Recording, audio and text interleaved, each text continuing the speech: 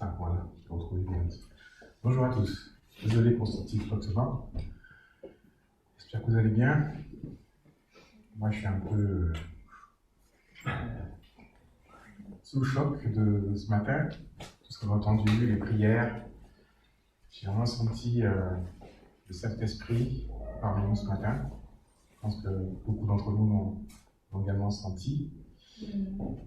Et ça me donne de la force pour renforcer le message que le Seigneur a pour nous ce matin. Amen. J'espère qu'il va m'utiliser pour sa gloire et pour vous bénir. Bonjour à ceux qui sont sur Zoom également. Je suis vraiment très heureux d'être avec vous ce matin. Et nous allons commencer par faire un petit rappel rapidement de ce que nous avons vu jusqu'à maintenant, Anthony, sur les thèmes précédents. Donc nous sommes sur le thème de l'Église. Et pendant les mois qui ont précédé, nous avons étudié l'Église sous différentes formes. Tout d'abord, on a vu que l'Église était bâtie sur Jésus-Christ. Ensuite, que tout ce que nous croyons était basé sur la Bible, que Dieu nous appelait à être à son service. C'est lui d'abord qui nous appelle. Et ensuite, on arrive à la conversion, on change de direction complètement. Et on arrive à une vie nouvelle. Dieu nous renouvelle, nous donne une autre vie. On passe de la mort à la vie. Ensuite, on fait partie du corps du Christ, qui est l'Église. Et nous avons vu comment l'Église primitive est née avec les premiers apôtres, Pierre et les autres. On a vu également comment on pouvait être membre de l'Église et comment dans l'Église on pouvait être unis et disciplinés. Aujourd'hui, on va parler du baptême. Un nouveau charge qui... Je vais prendre mon téléphone, c'est très bien. Le baptême.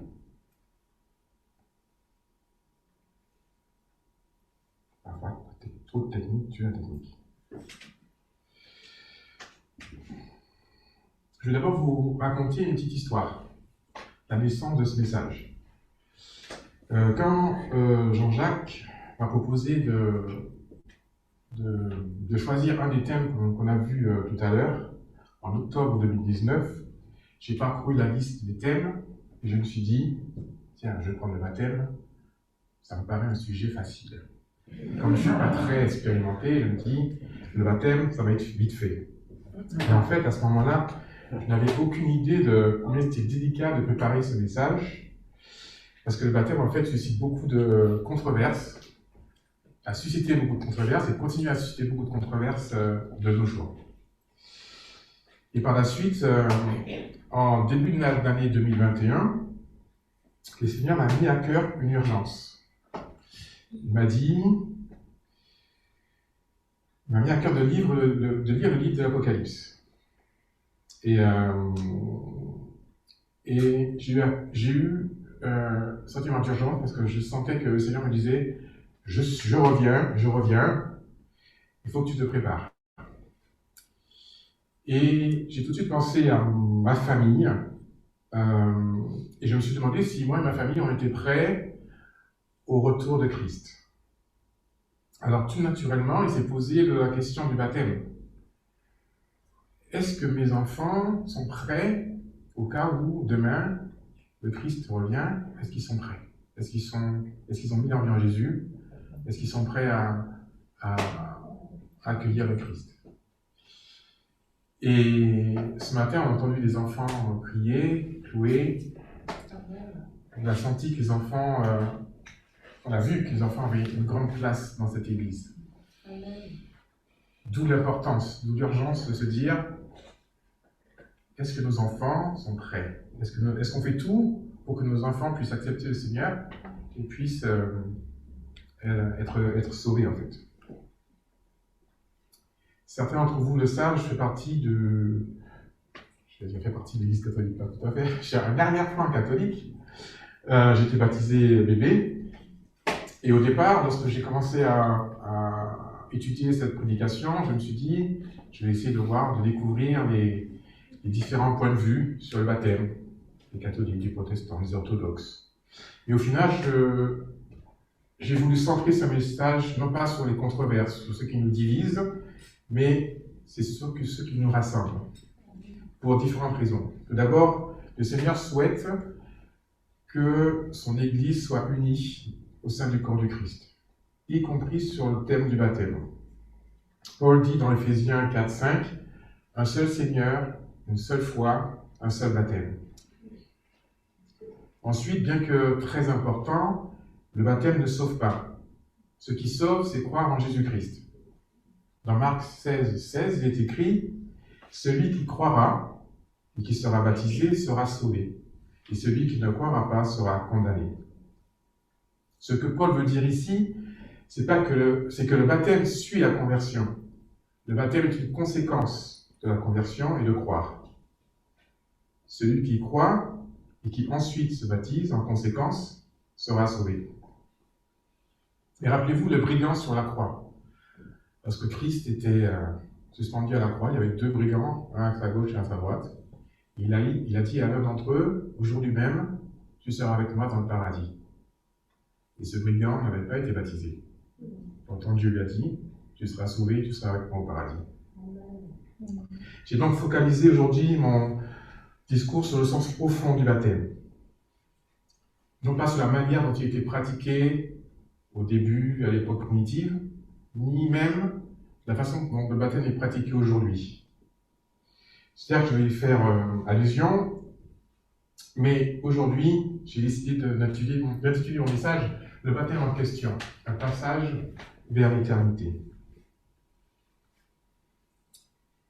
Je vais m'appuyer sur la parole pour répondre aux questions principales concernant le baptême, auxquelles Jésus lui-même nous donne lui-même les réponses, directement ou indirectement dans les Écritures. Si on voit dans la diapo suivante, on va essayer de répondre à quelques questions. Par exemple, de qui avons-nous reçu le baptême? Pour qui le baptême a-t-il été instauré? De la part de qui baptise-t-on? On baptise pour quoi faire? En quoi c'est utile pour l'Église? Et en qui le baptême trouve-t-il son sens premier? Écoutons et lisons la parole de Dieu dans Matthieu 28, 10 à 20. C'est un texte que vous connaissez sans doute beaucoup tous, c'est un texte célèbre. On va essayer de le redécouvrir aujourd'hui. Tout pouvoir m'a été donné dans le ciel et sur la terre. Allez, faites de toutes les nations les disciples, les baptisant au nom du Père, du Fils et du Saint-Esprit, et enseignez-leur à observer tout ce que je vous ai prescrit. Et voici, je suis avec vous tous les jours jusqu'à la fin du monde. Je vous propose de prier. Seigneur, merci pour ce matin. Merci pour ton Église belle. Merci pour les prières qui ont monté vers toi ce matin, Seigneur. Merci pour ta grâce. Que nous ayons été là ce matin pour les entendre, pour les acquiescer et pour être unis dans cette prière, Seigneur. Je te demande, Seigneur, de venir par ton Esprit Saint, qui est là maintenant, pour qu'il puisse ouvrir nos cœurs, pour qu'il puisse éclairer les Écritures, afin d'entendre ce que tu as pour nous ce matin, de comprendre le sens profond du baptême. Je prie dans le nom de Jésus-Christ. Amen. De qui avons-nous reçu le baptême? On voit dans le texte de Matthieu 28, « Tout pouvoir m'a été donné dans le ciel et sur la terre ». Ce passage nous montre que Jésus, tout-puissant, il est Seigneur, il est tout-puissant. Il connaît les Écritures, il connaît la parole, car il est la parole. Dans Jacques 1,14, il est écrit « Et la parole a été faite chair, elle a habité parmi nous, pleine de grâce et de vérité. » Dans ce même évangile, Jésus nous dit qu'il connaît le Père. Il est venu du Père, il a tout reçu du Père, il a tout pouvoir et toute autorité.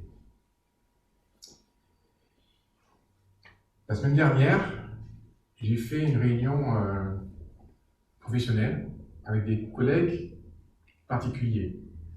Il y avait mon chef et le chef de mon chef, ou la chef de mon chef, parce que c'était une femme. Je leur ai dit que je ne me sentais pas la légitimité, parfois, de parler à, j'appellerais mes clients, par rapport à des points précis, des clients internes de la société. Et ils ont eu l'air étonnés. Ils m'ont dit, mais comment Thierry, comment ça tu n'oses pas parler à des gens dans notre société? Mais Thierry, tu es, comment dire en anglais, empowered, c'est ça qu'on dit? Empowered. Empowered. Yeah. Tu as le droit. On t'a donné le pouvoir de parler en notre nom à toute personne de la société. Tu peux parler à tout le monde, quel que soit son grade. C'est ton droit. Et c'est un peu ce qui s'est passé avec Jésus. Jésus, le Père, lui a donné toute autorité, tout pouvoir. Il peut faire ce qu'il veut. Il est le boss. Il n'est pas un boss, un patron, ou un chef autoritaire. C'est un chef juste et rempli d'affection, qui nous laisse le choix de le suivre ou de ne pas le suivre. Il ne nous force jamais. Voici ce qu'on lit dans Marc 1, quand Jésus s'est fait lui-même baptiser par Jean le Baptiste. Jean le Baptiste, vous savez, c'était la voix qui criait dans le désert, qui annonçait la venue du Seigneur Jésus. Il est écrit. Donc Jésus, en fait, il est parti dans le Jourdain, il est rentré dans le Jourdain pour se faire baptiser par Jean-Baptiste. Et au moment où Jésus sort de l'eau, il est écrit, il vit les cieux s'ouvrir et l'Esprit descendre sur lui comme une colombe. Et une voix fit entendre des cieux ces paroles.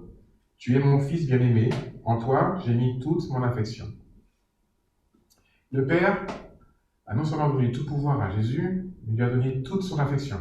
Amen. Christ a mis toute son affection également en nous. Alors comment ne pas lui obéir? Comment ne pas le suivre? Lui qui est amour. On le suit par amour pour lui, et pas par devoir. Lui qui était péché, s'est fait pécher pour nous. Il a quitté la gloire de son Père pour notre place. Il nous montre l'exemple. Il va se faire baptiser par Jean le Baptiste, alors qu'il n'en avait pas besoin. Il nous a montré l'exemple. Voici une première réponse que nous donne la parole. De qui nous vient le baptême? Le baptême nous vient de celui qui a tout pouvoir et à qui nous devons obéir. Le baptême est une ordonnance de Jésus et nous obéissons pour lui plaire. Notre obéissance est un témoignage de notre amour pour Dieu. La deuxième question, c'est pour qui? On va lire dans le texte, on va essayer de trouver la réponse dans le texte de Matthieu. Allez, faites de toutes les nations des disciples. Avant d'évoquer le baptême en lui-même, Jésus définit à qui s'adresse le baptême. Le baptême s'adresse à des disciples, c'est-à-dire à ceux qui considèrent que Jésus est leur maître, à ceux que l'on doit, c'est-à-dire qu'on doit imiter Jésus. Jésus, c'est lui qu'on doit imiter. On doit se référer à lui pour prendre des décisions. Un disciple est un imitateur de Jésus-Christ. Paul dit dans 1 Corinthiens 11:1, « Soyez mes imitateurs, comme moi, je suis moi-même de Jésus-Christ. » Christ s'est fait baptiser, alors en tant que disciple, on doit également se faire baptiser. Les apôtres ont baptisé, alors nous aussi, nous devons également, dans nos églises, baptiser les disciples. En tant que disciples, il nous faut à notre tour faire des disciples, c'est-à-dire amener d'autres personnes à Jésus-Christ.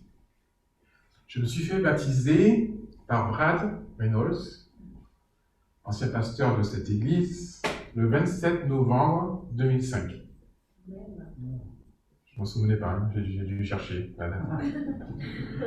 2 ans après mon arrivée à Toulouse International Church, Donc c'était l'église mère d'Épine, c'est une église qui se trouve à Cornevarieux, qui était à Cornevarieux et qui maintenant est à Purpan, je crois.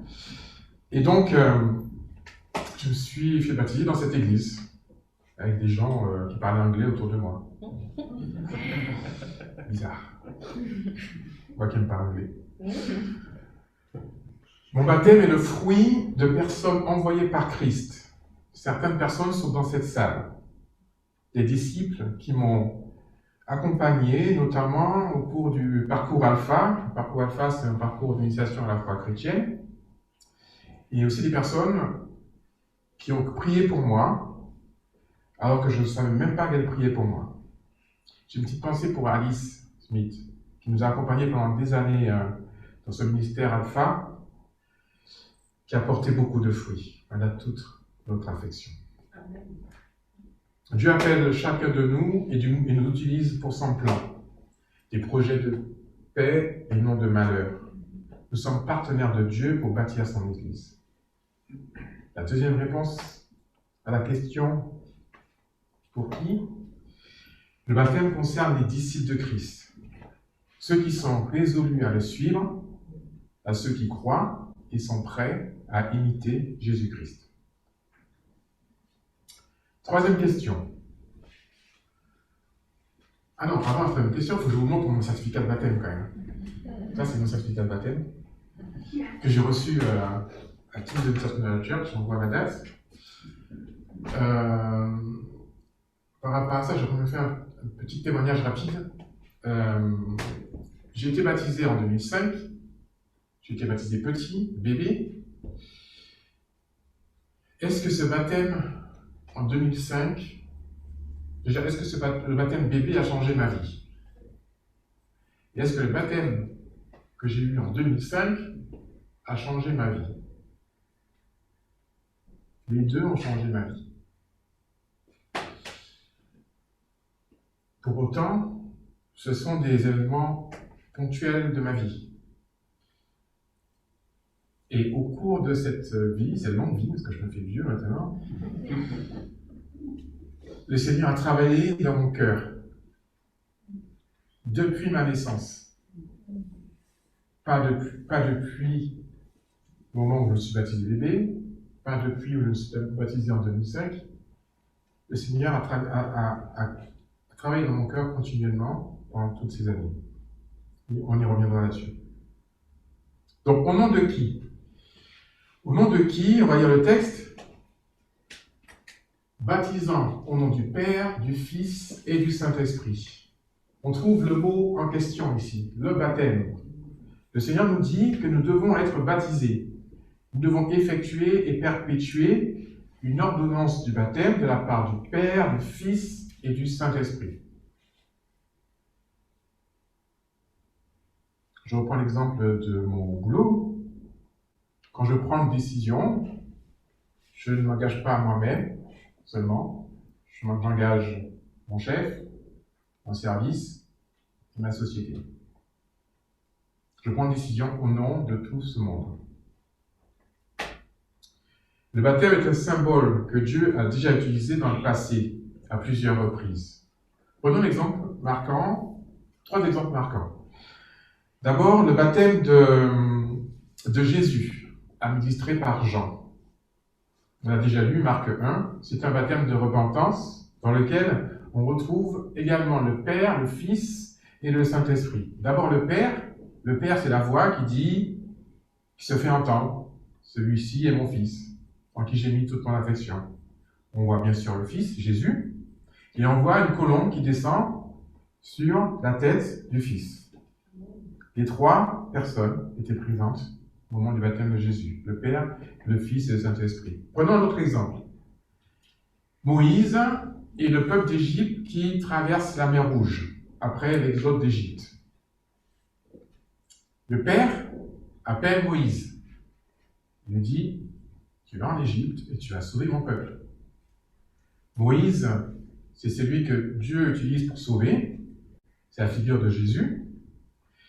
Et le Saint-Esprit, c'est lui qui ouvre la mer Rouge pour faire passer le peuple à pied sec dans la mer Rouge.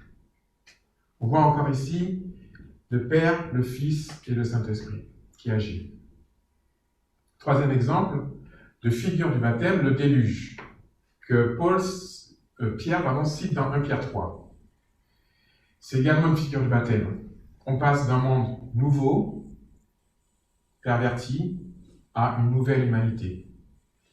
Et là encore, on trouve le Père, le Fils et le Saint-Esprit. Le Père qui appelle Noé, qui lui dit « Va construire cette arche, parce que j'ai décidé de détruire ce monde. » L'arche qui va sauver l'humanité, c'est Jésus. Et le Saint-Esprit qui, après 40 jours dans la mer, sur les eaux, symbolisé par une colombe qui indique que ça y est, c'est fini, la vie peut repartir. Dans ce même passage ici, Jésus reste fidèle à la figure du baptême. Et nous devons baptiser au nom du Père, du Fils et du Saint-Esprit. Ce n'est pas une formule magique que nous devrions dire à chaque fois qu'on baptise. C'est pas du tout ça. Il définit ici la vision que Dieu a du baptême, en spécifiant les trois composantes essentielles du baptême. Au nom du Père, nous voyons ici la grâce, l'amour du Père. Il a tant aimé le monde qu'il a envoyé son Fils. Alors nous faisons baptiser au nom du Père, on ouvre un passage qui donne accès au Père.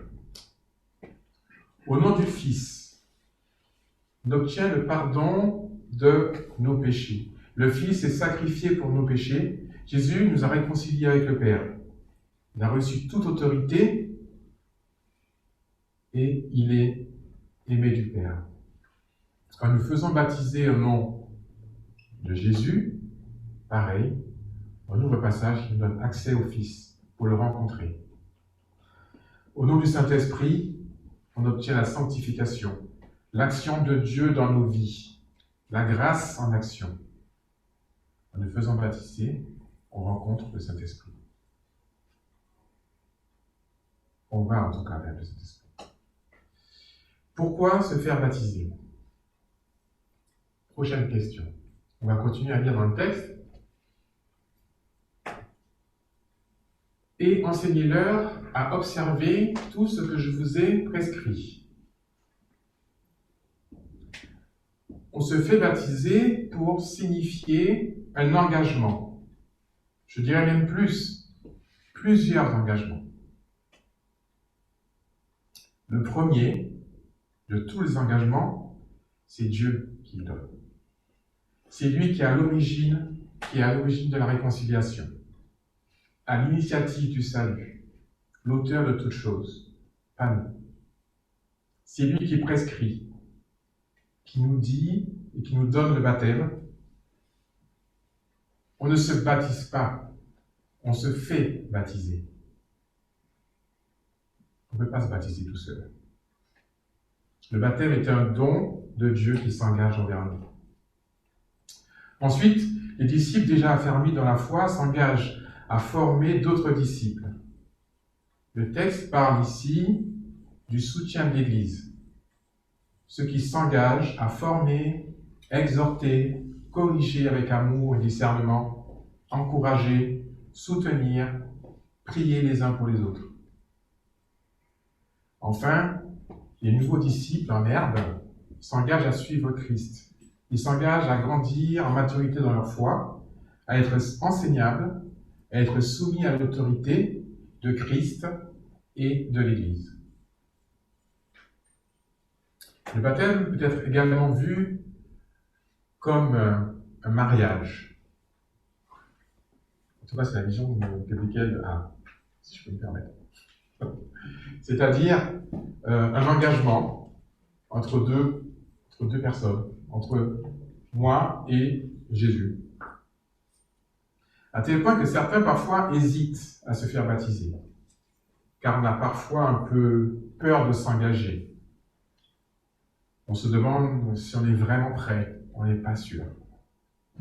C'est normal, parce que s'engager, c'est quelque chose d'important, on ne prend pas ça à la légère. Mais en même temps, En préparant ce message, j'ai trouvé une belle phrase que je reprends à mon compte. On n'attend pas d'être propre pour prendre un bain. On prend un bain pour être propre.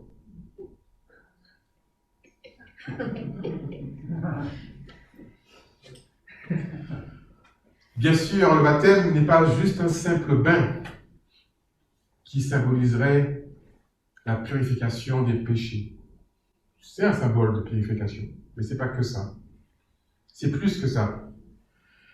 Mais par cette phrase, je veux dire que on ne doit pas attendre d'être mûr dans la foi pour se faire baptiser.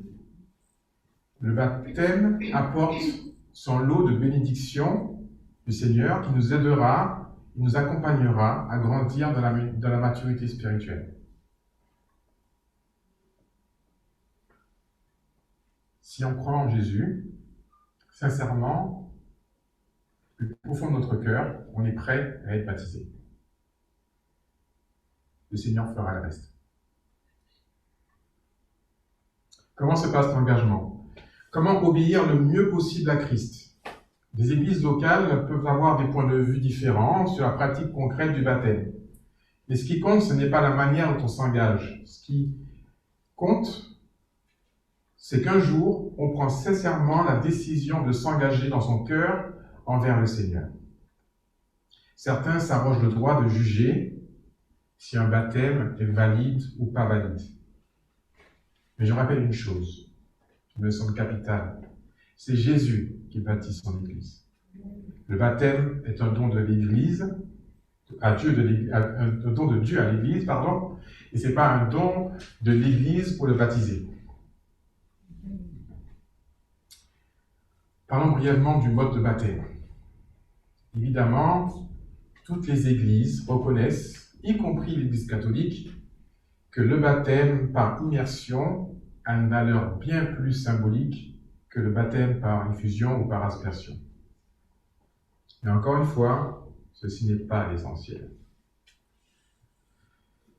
Tant que le baptême reste le passage, la porte d'entrée dans l'Église, un témoignage personnel de sa foi en Jésus-Christ. Regardons dans le livre des Actes, au chapitre 19, versets 1 à 5.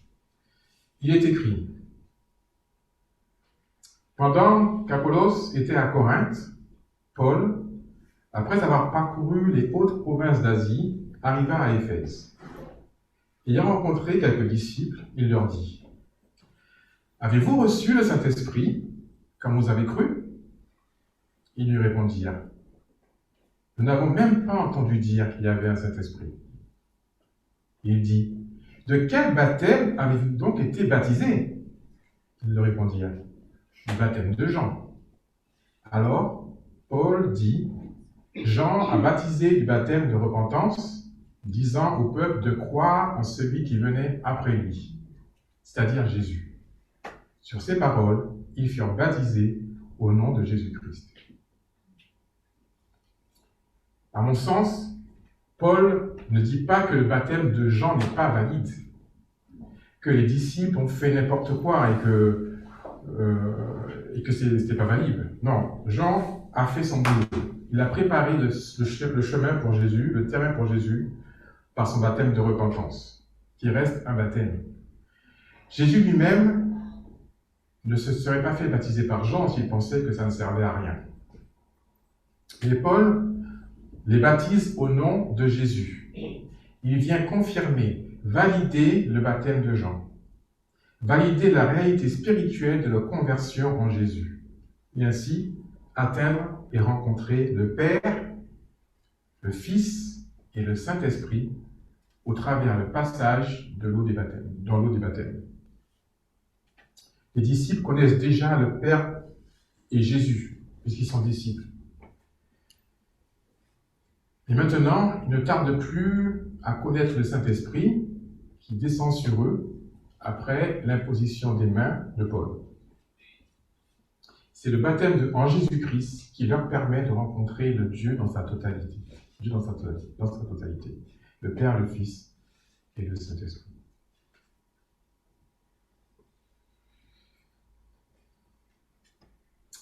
Prochaine question. En qui le baptême trouve sa plénitude? Le baptême symbolise l'union avec Christ. Jésus est avec nous, chers frères et sœurs. Jésus est avec nous. Amen. Amen. Amen. Il est avec nous, il a promis qu'il resterait avec nous jusqu'à la fin du monde. En nous faisant baptiser, nous signalons à tous et à toutes que nous avons changé de camp. Nous appartenons désormais à Jésus-Christ.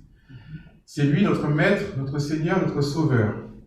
Nous sommes en Christ pour l'éternité. Et pour changer de camp, nous sommes passés symboliquement par les eaux du baptême. D'ailleurs, dans les premiers siècles, on devait traverser un bain, une piscine ou un bain. D'un côté, on plongeait dans l'eau et on ressortait de l'autre côté pour signifier qu'on passait d'un monde à un autre, d'une vie à une autre vie. Et on lit dans Paul, je vais vous lire dans Romains 6, chapitre 3 à 4. Ne savez-vous pas que nous avons été baptisés pour Jésus-Christ? C'est en relation avec sa mort que nous avons été baptisés. Nous avons donc été ensevelis avec lui par le baptême en relation avec sa mort, afin que, comme Christ a ressuscité par la puissance glorieuse du Père, nous aussi, nous menions une vie nouvelle. Encore dans Colossiens 12, on reprend la même idée. Vous avez été ensevelis avec Christ par le baptême, et c'est aussi dans l'union avec lui que vous êtes ressuscités avec lui par la foi en la puissance de Jésus qui l'a ressuscité des morts. Car si nous avons été unis à lui par une mort semblable à la sienne, nous le serons aussi par une résurrection semblable à la sienne. Christ est ressuscité et nous sommes ressuscités avec lui pour l'éternité. Nous étions en quelque sorte, mais nous étions liés à l'ancien Adam dans le péché, et nous devenons solidaires du nouvel Adam qui nous libère du péché. Nous passons du règne du péché au règne de la grâce. C'est la grâce, le don de Dieu pour le croyant, mais aussi pour l'Église. En Christ, nous échappons au jugement de Dieu. À Épi, comme Yann le disait il y a quelques semaines, lorsqu'il a prêché sur les membres de l'Église, nous baptisons ceux qui déclarent ouvertement leur foi en Jésus-Christ. C'est la position qui se rapproche le plus de la description de la plupart des baptêmes écrits dans le Nouveau Testament. D'autres églises choisissent, elles, de baptiser les enfants, voire même des nourrissons, y compris dans le monde protestant. On peut trouver dans les Écritures des arguments pour les deux options. On parle de baptême de maisonnée. On ne sait pas s'il y avait des enfants ou pas dans ces maisonnées. Paul parle dans 1 Corinthiens 7, verset 14, en disant que les enfants des croyants sont saints. Ou encore, on peut considérer que le baptême est une grâce de Dieu offerte à tous dans son immense bonté. À l'Épisque, on considère qu'en ce qui concerne les enfants, nous faisons ce qu'on appelle une présentation. C'est-à-dire que les parents s'engagent à élever leur enfant dans la foi chrétienne et l'Assemblée s'engage à soutenir les parents dans l'éducation spirituelle de leurs enfants. Voici deux schémas que j'aimerais vous présenter maintenant pour compléter ce que Yann avait dit il y a quelques semaines. Nous naissons physiquement. Ensuite, il y a deux options. Une option où on est physiquement, on se fait baptiser, enfant, plus souvent. Ensuite, si Dieu le veut, il nous appelle, on reçoit Jésus dans notre vie, lors de notre nouvelle naissance, et ensuite, on a une vie éternelle après la mort physique. Deuxième option, on rencontre Jésus, On se fait baptiser, on a la mort physique, mais on reste dans la vie éternelle. On a deux visions qui sont l'une plutôt basée sur la grâce, le don et l'amour de Dieu, la transmission, l'ancrage dans la famille chrétienne, et ici une position qui est plus basée sur la profession de foi, la réponse du disciple à Dieu en disant oui, consciemment, je mets ma confiance en toi. On peut perpétuer les controverses à l'infini et à chacun de faire sa propre opinion en lisant la parole et en se mettant devant le Seigneur. Je vous ai dit ce qu'on faisait à Épi. Je suis arrivé à la conclusion suivante lors de la préparation de mon message. Tout d'abord, le baptême, une chose est sûre, c'est une ordonnance de Jésus. Ensuite, le baptême trouve son sens dans l'union avec Christ, dans sa mort et sa résurrection. Le baptême détermine la nature de la composition de l'Église locale. Il est évident que si une Église locale considère qu'il faut être baptisé pour être membre, les membres seront, on va dire, seront différents par rapport à une église qu'on appelle l'église de multitude, où on baptise les enfants nés, les enfants grandissent et font quand même partie de cette église. Donc la composition même de l'église locale sera différente de la façon dont on accepte les personnes dans l'église. Mais je voudrais encore rappeler que c'est Jésus qui baptise son église et qui sonde le cœur des personnes. On peut être baptisé et ne jamais être né de nouveau.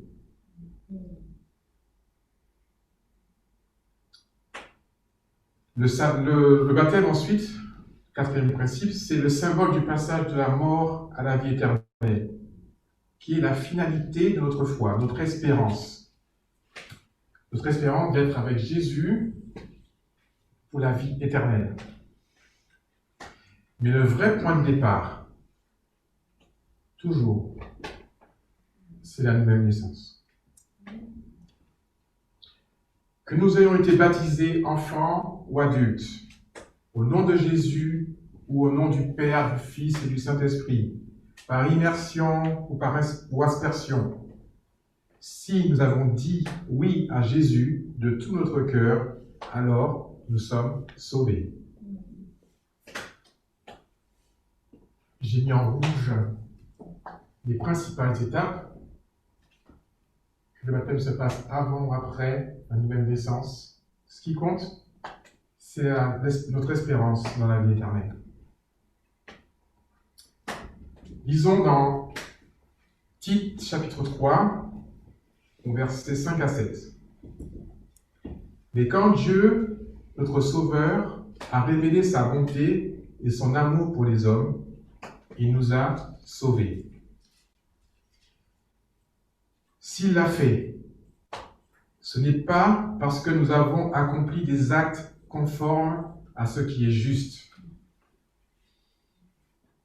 Le baptême est un acte. Je répète. S'il l'a fait, ce n'est pas parce que nous avons accompli des actes conformes à ce qui est juste. Non.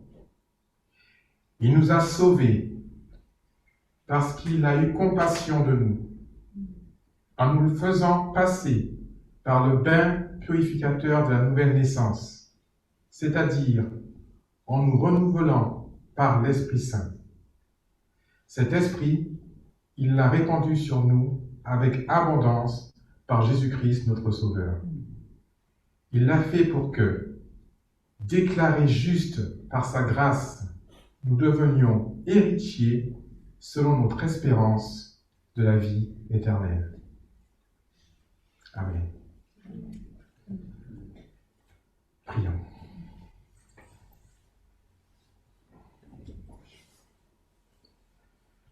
Seigneur, merci pour ta grâce, que nous ne méritons pas, Seigneur. Seigneur, c'est toi qui es venu nous chercher, tu nous as appelés. Seigneur, tu nous appelles à répondre à ton appel, sincèrement, de tout notre cœur. Nous savons, Seigneur, que si nous disons oui à Jésus, nous sommes sauvés. Merci, Seigneur, pour le baptême que tu as restauré. Merci parce que tout ce que tu instaures est important. Je prie, Seigneur, que les baptêmes se multiplient dans nos églises. Je prie que les disciples soient nombreux. Aide-nous, Seigneur. Équipe-nous pour faire des disciples en ton nom. Aide-nous, Seigneur, à parler de toi autour de nous. Aide-nous, Seigneur, à mettre notre confiance en toi, à savoir que tu es capable d'attirer les gens, de sauver les gens, Seigneur, à travers nous. Tu nous as envoyés, Seigneur. Nous avons ton mandat pour parler de toi et faire des disciples. Merci, Seigneur, pour les bénédictions qui viennent avec le baptême. Ton amour qui est manifesté. Le fait que nous changeons publiquement, nous annonçons publiquement que nous avons changé de vie. Nous sommes passés de la mort à la vie, Seigneur, grâce à toi, grâce à Jésus. Merci pour ce cadeau merveilleux, Seigneur. Et aide-nous à être dignes de notre engagement. Aide-nous à tenir ferme, Seigneur.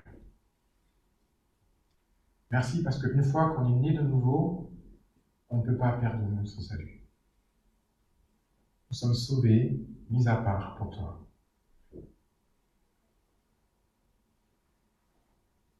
C'est parce que nous sommes sauvés et mis à part pour toi, Seigneur, que nous persévérons pour te faire plaisir, pour grandir dans la foi, pour mieux te connaître.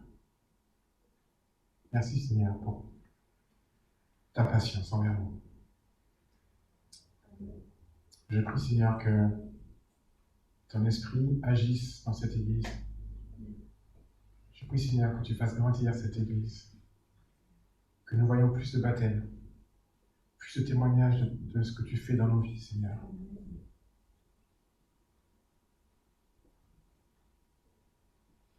Nous attendons à toi, Père. Prends toute la place dans cette salle, dans nos cœurs.